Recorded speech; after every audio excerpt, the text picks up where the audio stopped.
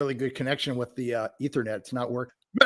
Watch me make myself disappear. Oh, if only I could. If only I could. You know what? I'm gonna take a chance here, and I'm gonna unplug the Ethernet and just use regular Wi-Fi. Yeah, let's see what happens, because I'm on Wi-Fi and it works worse, right?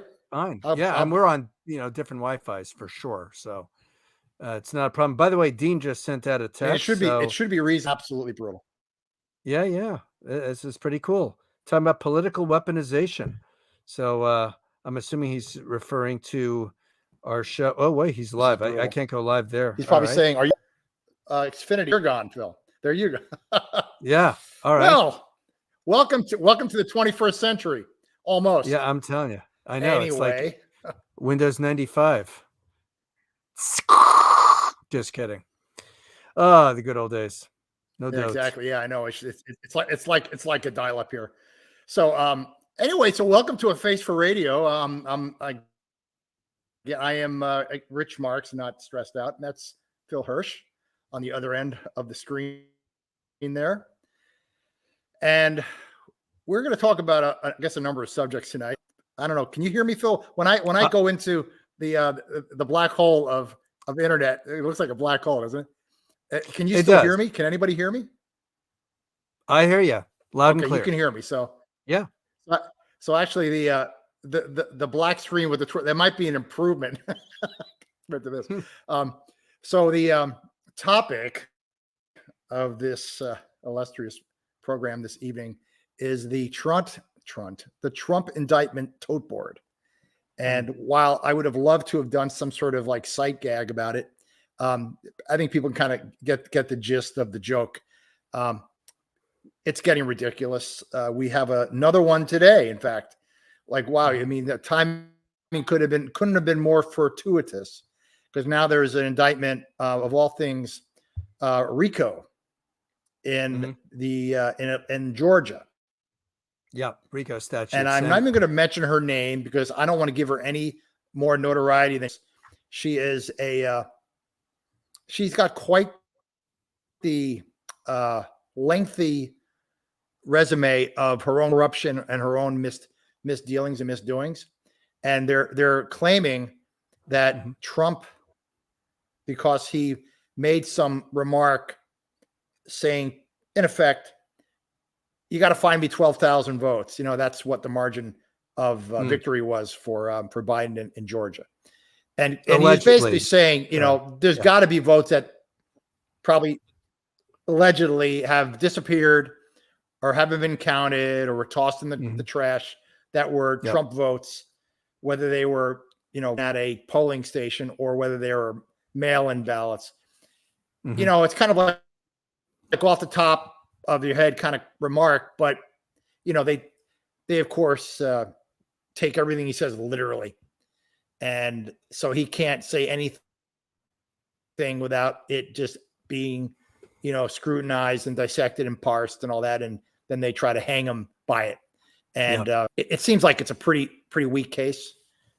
I mean, on its face, it's pathetic. It's ridiculous. But with lawfare, you know, as long as you have the right jury, you have the right judge, you can get the outcome you want. I mean, to what end? I mean, what happens? I mean, so what? He pays a fine. He, you know, maybe he's not allowed to be on the ballot. I mean, it could be anything. I mean, again, it's like throw another log on the fire, right? Because the big story was the indictment from last week for the J6, right? That's right. Any thoughts on that, Phil?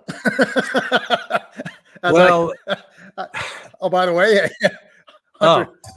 Hunter's Blend. Thank you very much. That's coffee. The only thought I've got, up, my friend.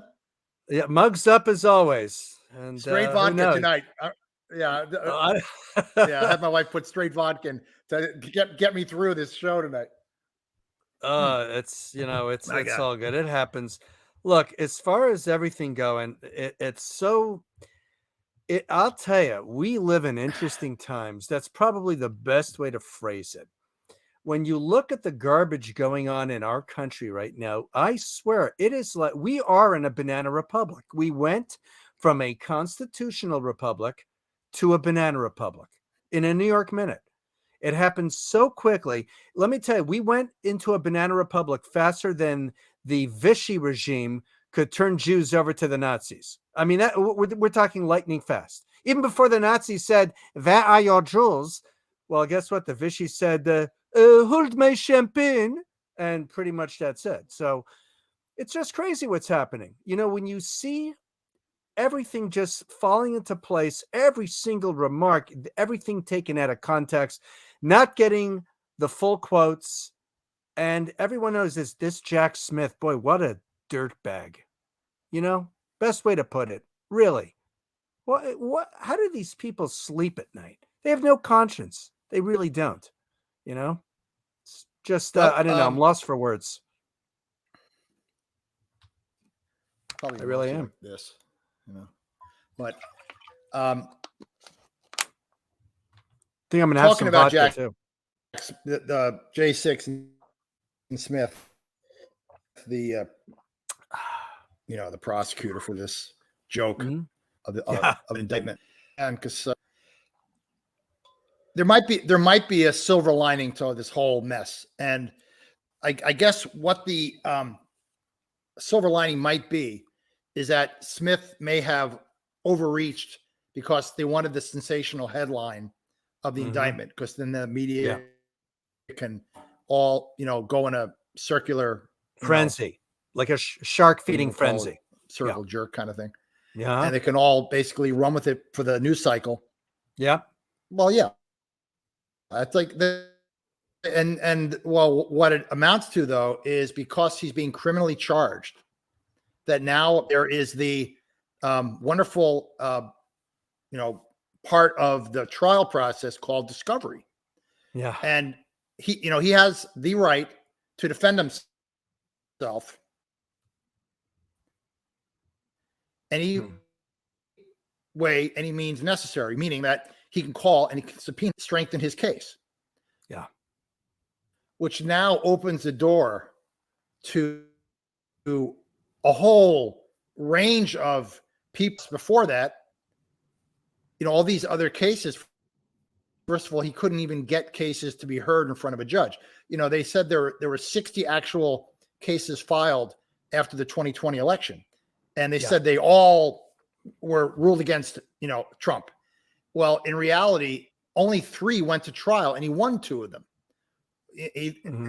And the 57 that were filed that never went in front of a judge is because they never took the case, because they claimed no one had legal standing, or no one could claim they were individually damaged by the outcome of the election. So when remember those states all combined and had a lawsuit against the states that did all the last minute, you know, jerry rigging of the vote. Yeah. The states that didn't do that, the states that followed their constitution, felt that they had and there was, I think it's like 31 states all joined on this suit. Yeah. And the Supreme Court wouldn't hear it. They said they didn't have standing or something to that effect, and that they didn't want to get involved. They didn't want to be, I guess, I don't know that they necessarily made any big pronouncement other than to say, we're just not going to take it on.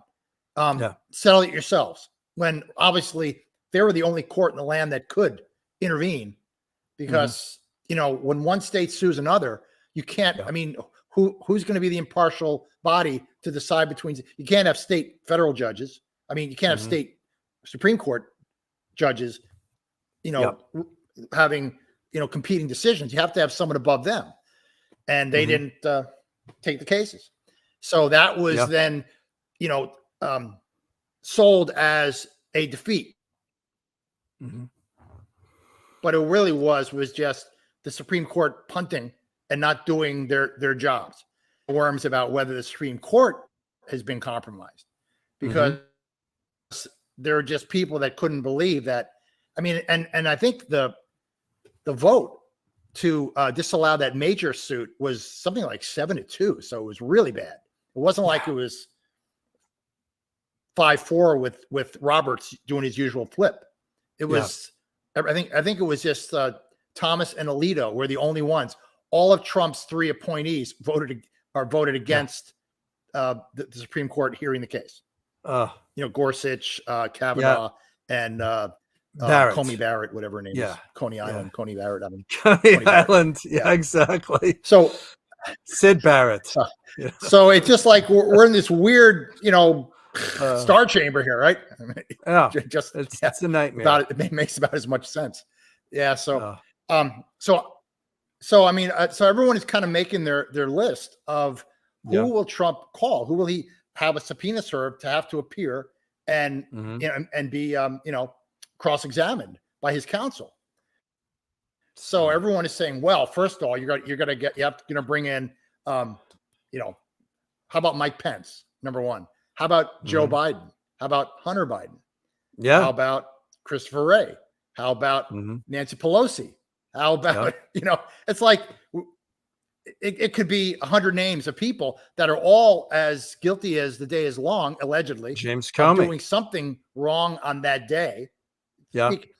Speaking of, we're speaking January 6th here, so Comey wouldn't have been involved in that. He was long. Oh, that's true. But you're right. But it's just the idea that all these folks were complicit in some kind of a, let's face it. I mean, it's already been confirmed through various whistleblowers and interviews done in public by some of the Capitol Police that there were feds and undercovers in the crowd, and quite a few. They let them in. Just one or two. You could turned out to be like a whole. They'll let him in. Yeah. I mean, it's insane. There's so much video of it. It's ridiculous how much video there is. Yeah. So it just really it stinks to hell. It's unreal. I don't know. Just crazy. Well, one of them was saying that they had called at 1:00 in the afternoon, roughly, right about time everything was hitting the fan. They actually were called for the National Guard to come in, and they were refused. They said that we for whatever reason we lost the number. I don't know. They didn't know how to get the National Guard in there. And you figure, National Guard, granted, people are that are in the National Guard are usually doing their regular, daily lives, and when they get called up to serve, they have to mobilize, right? But I think there's always a certain element or certain amount of them that are always on call. They rotate in case of such things like this. You need people in a snap of a finger, get in those vehicles, come over here, break up the mob, whatever, or control the chaos. Yeah. But they weren't called till 5 p.m. So after all the carnage was over, then they brought him in as kind of a mop-up operation. And so that they can say, well, we did call the National Guard. So don't say we didn't call. We did. Here they are. Well, yeah, obviously you called them about 4 hours too late. But the whole point was that it seems like there was massive amount of coordination. Yep. To make. Well, by the way, Nancy Pelosi and I was going to say also Nancy Pelosi, for all her faults, and she's got a lot of them because she happens to drink, and she basically said under no circumstances, we do not need police. We're not going to beef up anything. We don't need any police. She actually turned down numerous security requests, police requests, a little bit of everything. And lo and behold, here we are. So don't tell me that Nancy Pelosi was certainly a part of this. There's no question. She knew what was going to happen, and she just stood by and watched the train wreck, as they say. So I don't know what to tell you, but Nancy Pelosi is a lot to answer for sure, in addition to Pence. Anyways, and then there's something something that's newly emerged. Okay, go ahead. I'm sorry. We're obviously we're somewhat being hampered tonight by our technology failing us. I don't know whether there's any sunspot activity you've heard about, because it seems like last week it went off without a hitch, and this is we're having a lot of issues with delayed and of course the buffering and all that stuff. But we're Tom delayed. I could use a buffering right now. Yeah, I hear you. I could use 4 buffering right now. I haven't had that in eons. I remember there were commercials. My God. And Anison. Remember that one? Oh, that's going way back. Well, I'm telling you. oh God. Well, Anyway, hey, so while we have bandwidth, let's yeah.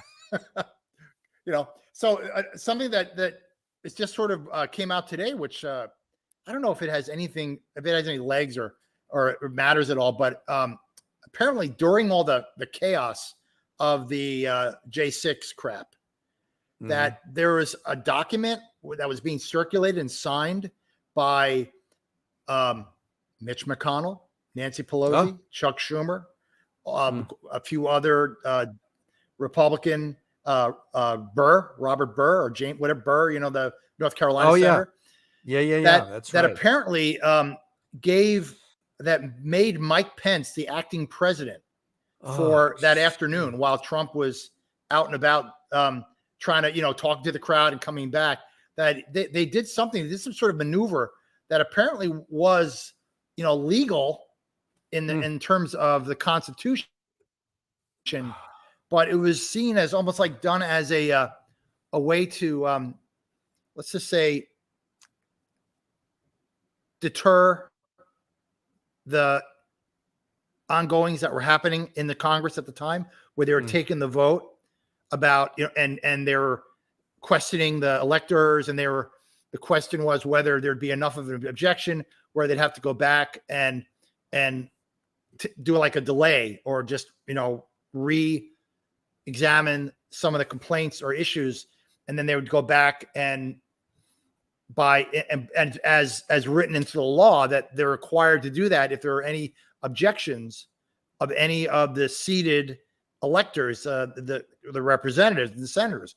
If any of them, I don't even know it necessarily specifies if there's a certain quantity, but it's if there's any of them have concerns or that the election results or the whatever the counts in any given state were in question, that they could have like a cooling off period, like a quiet period where they could look at stuff out of the light of the media and just the scrutiny of all the players involved. And then they'd come back with their determination. And I think it was kind of clear that they never wanted it to go that far. So that kind of explains what all the J6 thing was about.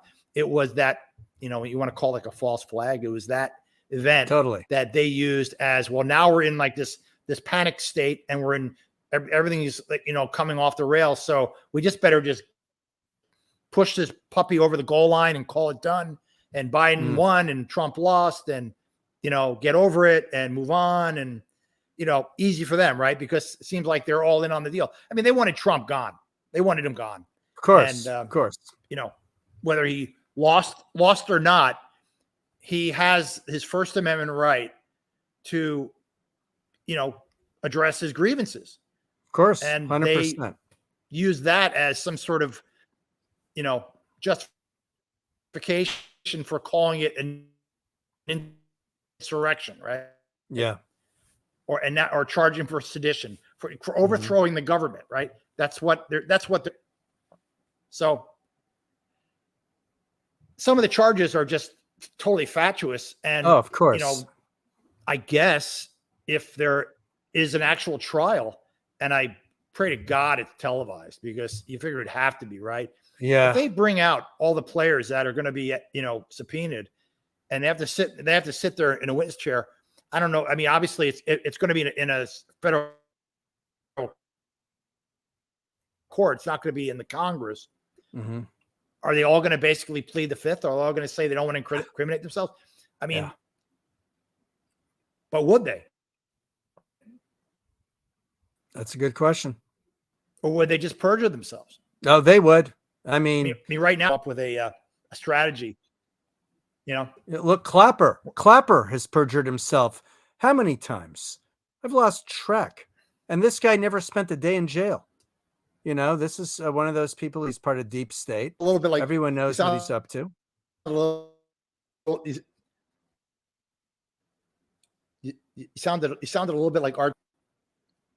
Like who? Art Bell? R2D2. Oh, R2D2. Oh, that too. Yeah.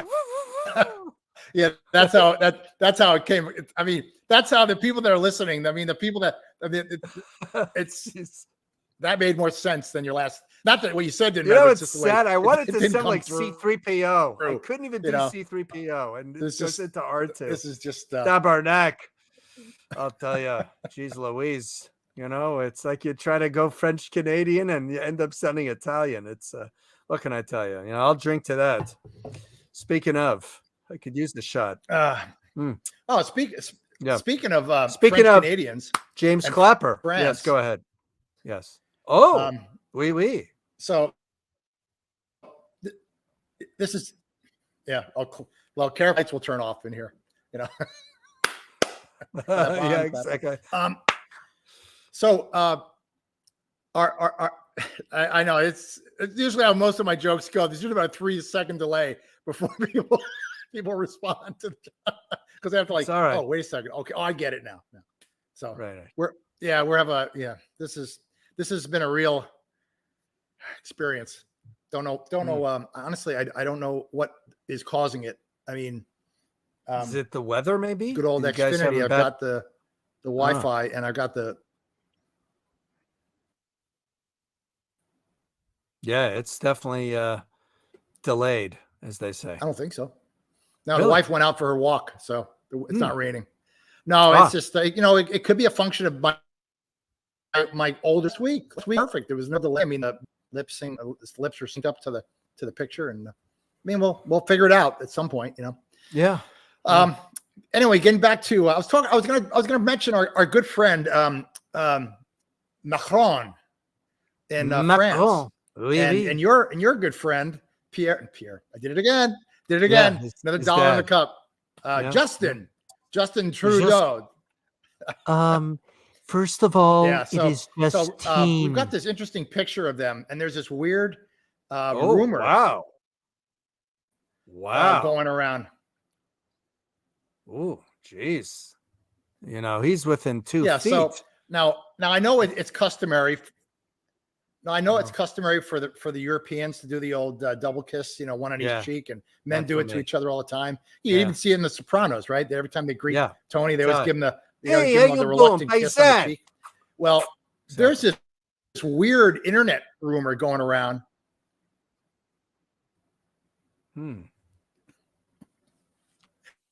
It's like Brokeback Mountain. I'm going to make it through this today. Brokeback Mountain French edition, you know? It's it really is, no doubt. Oh, jeez. So, would you like to try my poutine? Hey, Rob, why don't you put that picture back up? Yeah. see if that works. Oh, wow. Yeah, let's look put at that. that. There we go. So there they are. So now that last one in the lower right, that one looks a little bit more than like a little like, hello, how are you? You know, that's more like you know, swapping spit is I can't wait to get you back in the room and tear those clothes off you and get all. I want you to feel my shaft because I'm I play hockey. Get all freaky. Yeah. Yeah, exactly. I mean, that's a little bit. I don't know. It's just that's. I mean, now I preface this by saying, not that there's anything wrong with it. No, at all. Are you kidding? You know, it's the old Seinfeld joke. But I know exactly. It's a classic one. Not that there's anything wrong with that. So anyway, Jerry. But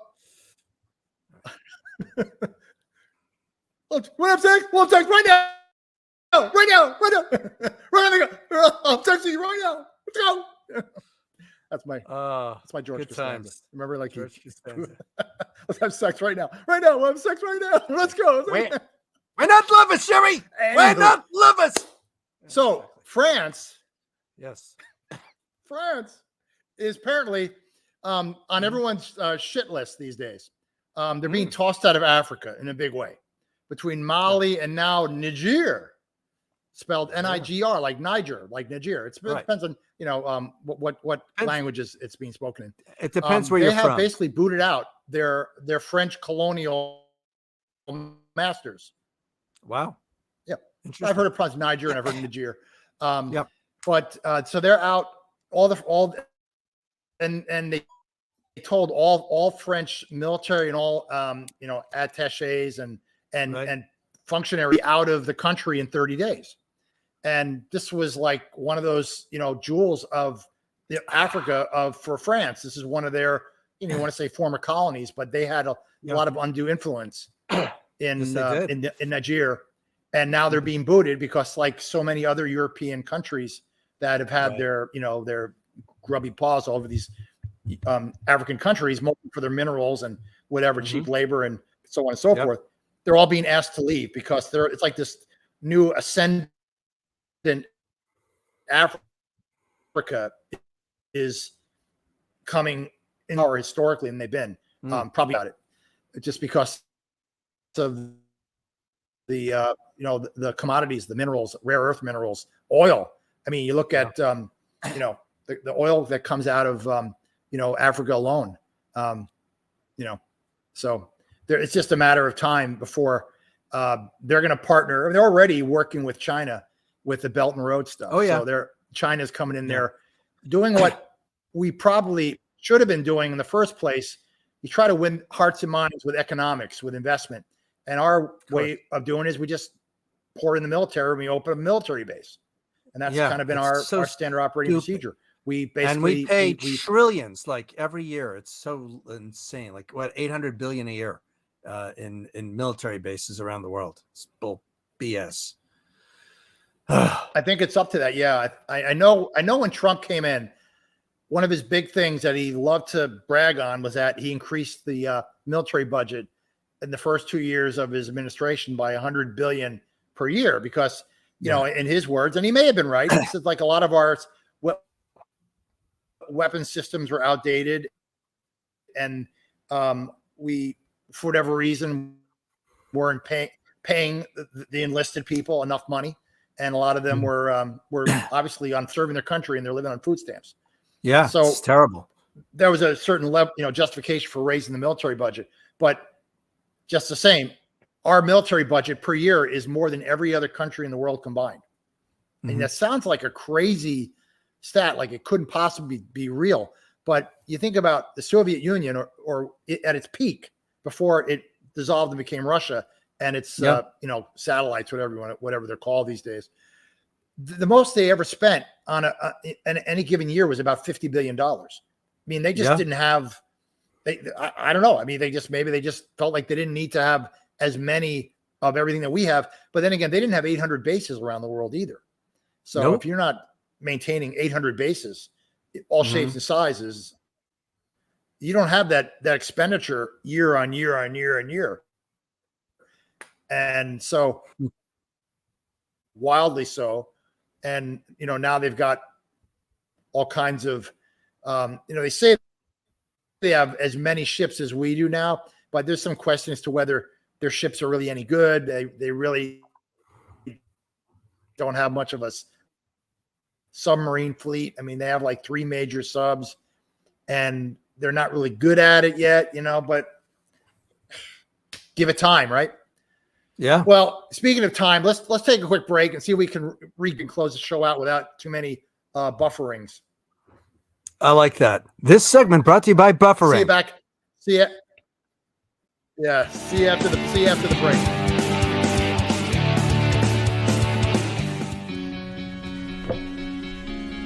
Looks like you've been sleeping well. Megan, he's back. The My Pillow guy. And you're looking good. Still feeling good. Well, just when you thought it couldn't get any better, we've got the best pillow ever, My Pillow 2.0.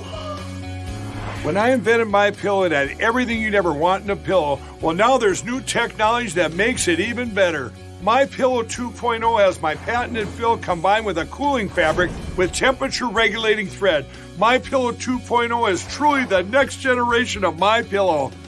The best sleep just got even better. Whether you have a MyPillow or not, you need to get the brand new MyPillow 2.0. Call or go to MyPillow.com now. Use your promo code, and for a limited time when you buy one, you'll get a second one absolutely free. You're sleeping even better. And cooler, too. And you're looking good. Feeling good. I knew you would. Visit MyPillow.com. Hunter's Blend Coffee, premium coffee for freedom-loving Americans. Many coffee importers view the world very differently than you do and would support lobbyists that fight against the Second Amendment, hunting, and our God-given freedoms. No matter where you buy your coffee or who roasts it, Someone had to import the green coffee beans. Well, we are the coffee buyer, importer, and roaster. So from the farmer to your mug, you can feel confident that your morning coffee has been safely in the hands of Patriots. Hunter's Blend Coffee.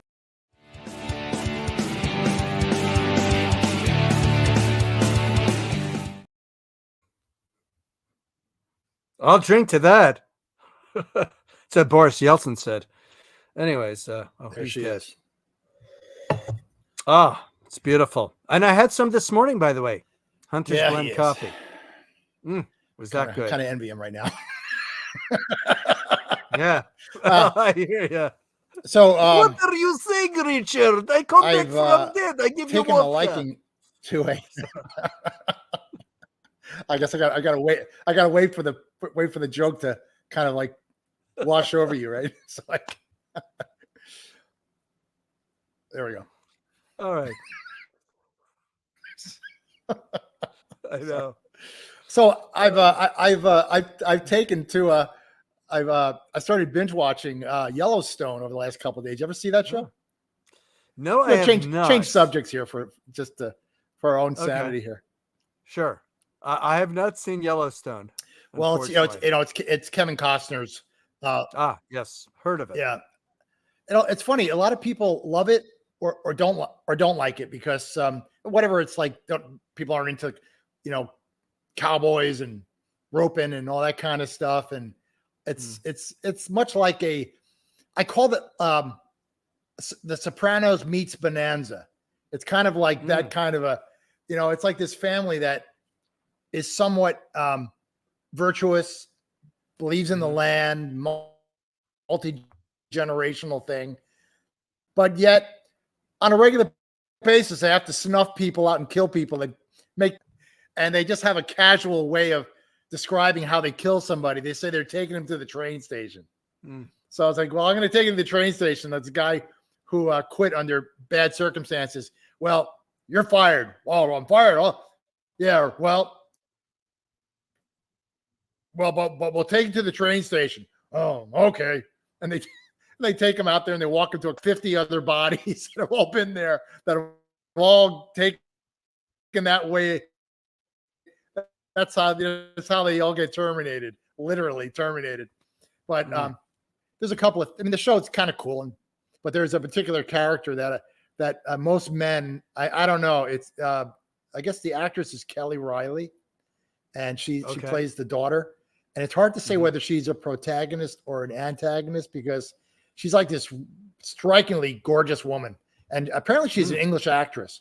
And, but she, hides the accent real well. And she has this kind of Western thing. And she's a real bitch. Oh my God. She's a bitch on wheels. Really? But she's really attractive. And it's like, you kind of like her and hate her at the same time because she's really funny with some of the way she cuts men down to size, because everyone hits on her because she's so attractive. And as soon as a guy comes up to her, it's like all you can do is like, oh no, this is going to hurt, because she's just going to find a way to have the guy groveling, walking away with his tail between his legs. But so I'm about halfway through it. And so they've twice tried to kill her. Wow. She got beaten up savagely to a point where they had to do all this makeup for half the season where she's all scarred up. And then they just tried blowing her up three episodes ago. So now she's got burns all over their backside because there's a lot of nudity in it, in the show. Surprisingly amount of nudity. And it's just like, wow, it's really graphic. And I don't know. It's like, so now I'm hooked on it. And now it's the weirdest show though, because they've now got 2 prequels out that are being shown now. And there's going to be a spinoff of the original. So this one show is going to have 3 new shows, 2 prequels, and then 1 spinoff. That's all going to be by this one guy who apparently is this a really wealthy, successful guy who's an actual roper himself, who basically came up with the idea for the series. So I think his name is Taylor Sheridan or something like that. And he's the one that I remember it's kind of in a blood feud with Kevin Costner now, because Costner wanted to bail after 5 years. Interesting. I remember the Ropers, by the way. I was a big fan. Did you catch up? But unrelated. I'll wait for you to catch up. I know. That's so- why. Delayed joke. The rope. Yeah. Oh, jeez. I'll tell God. you. Anyone old enough to remember the Ropers and the Three's Company, look it up on YouTube. It's just funny stuff. Lighthearted comedy. Exactly. That might be more effective. It's like, No, I like the Ropers when he For would the look hearing at the impaired, camera and go, Norm Fell. Oh, God rest his soul. What a great actor. Funny guy. Funny guy. And great dramatic actor. and too. the what was the yeah, well, he what was the wife? Audrey Lindley. She used to wear those Yeah. those muumuus. What are Audrey those things called? Lindley. Those house dresses. Yeah, You know, all the I multi- kind of remember that. Audrey, She was yeah. she was funny as well. Oh God, I'll tell you, I miss TV like that. You know, I mean, thankfully, you know, you do have My TV, or was it Me TV, where you can watch reruns, and every so often you'll get to see that. So it's kind of better than any of the crap that's on today. That's for sure. No agendas, man. Well, What a different era.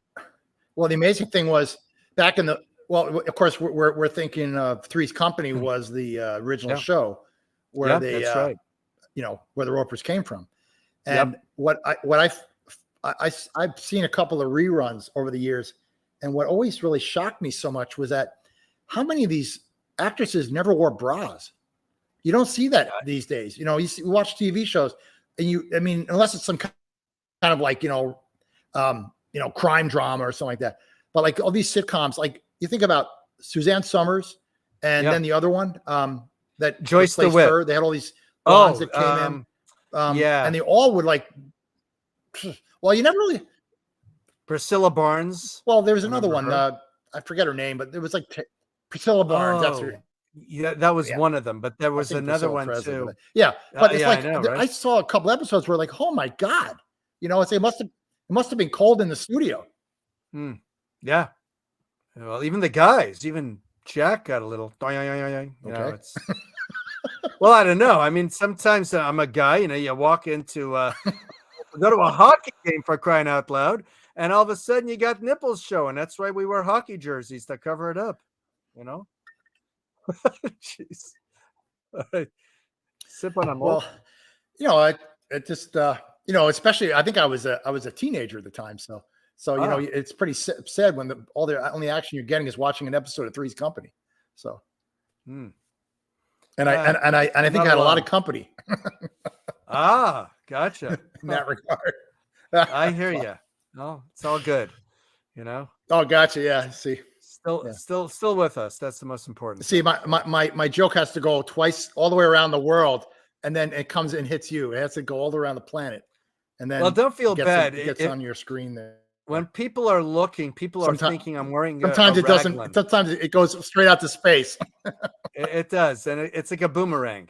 But well, you know, it's kind of weird the way my microphone is strategically placed. It looks like I'm wearing a raglan.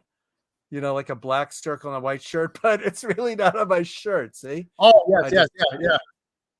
It's kind of cool. You know, it's like, wow, it's like a concert shirt or something. Who knows? But anyways, just thought I'd throw that in there for good measure. I figured, why not? There's like a big thumb, like somebody's big thumb is like right in front of you. Yeah, exactly. You know, I hope Hunter didn't use this Hey, to snort we on. could go all night doing this. Yeah, we could. Pretty much. We have already. So no, well, why not? Hey, so did you happen to catch this Mitch McConnell tape where he's being asked to I think they're saying 4 more years. I'm not sure. It was kind of muffled, but I think they were saying 4 more years.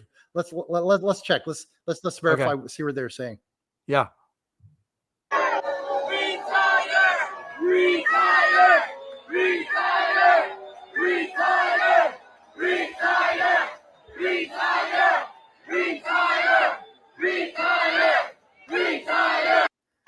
What they call? Wow. Okay, You know, well, it kind of reminds me of, you know, that wasn't fuck about Joe Will, Biden, somebody let's else. go Brandon.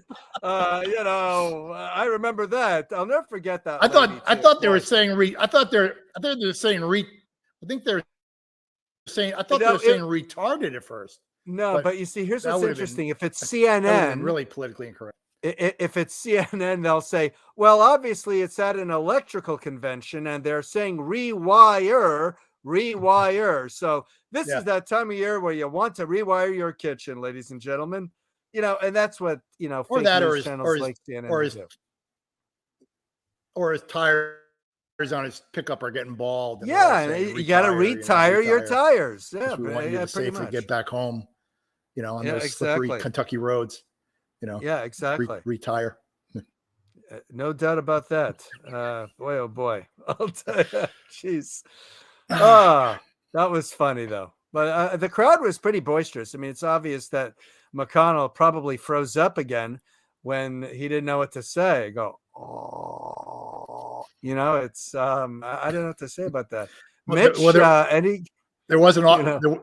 there was an awkward moment where he did kind of take it all in. He's like trying to like, okay, maybe they'll stop if I just let them like tire themselves out, no pun intended.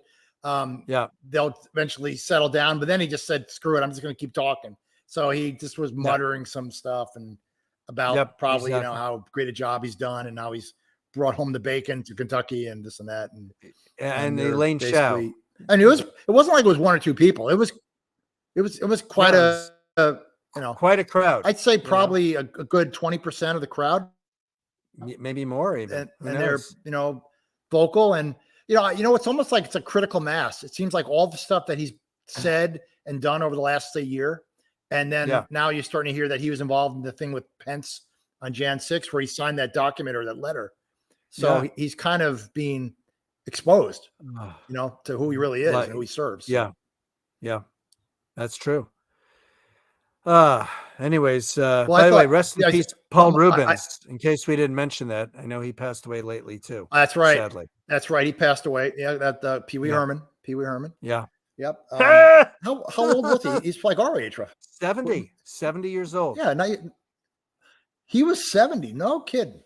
I figured he was kind of our generation, a little bit younger than that, but 70.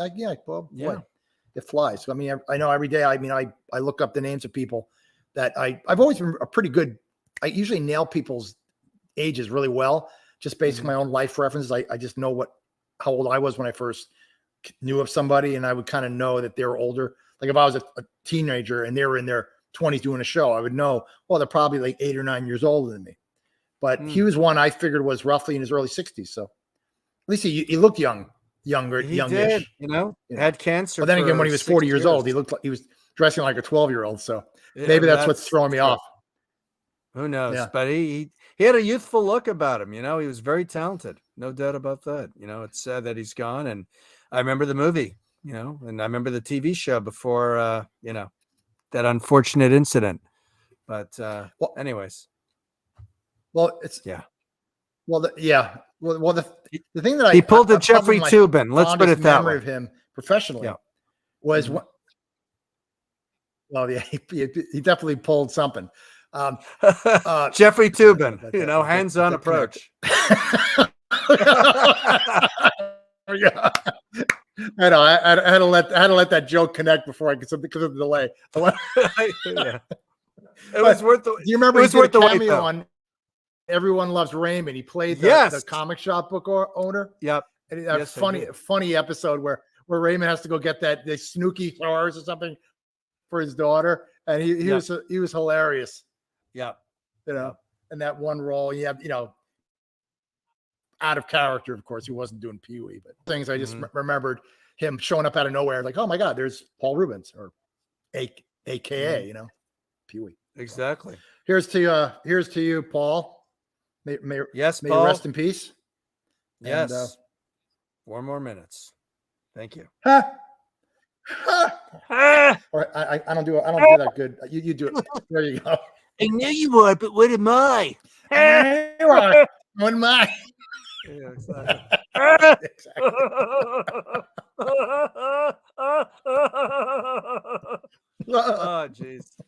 No, it's the laugh.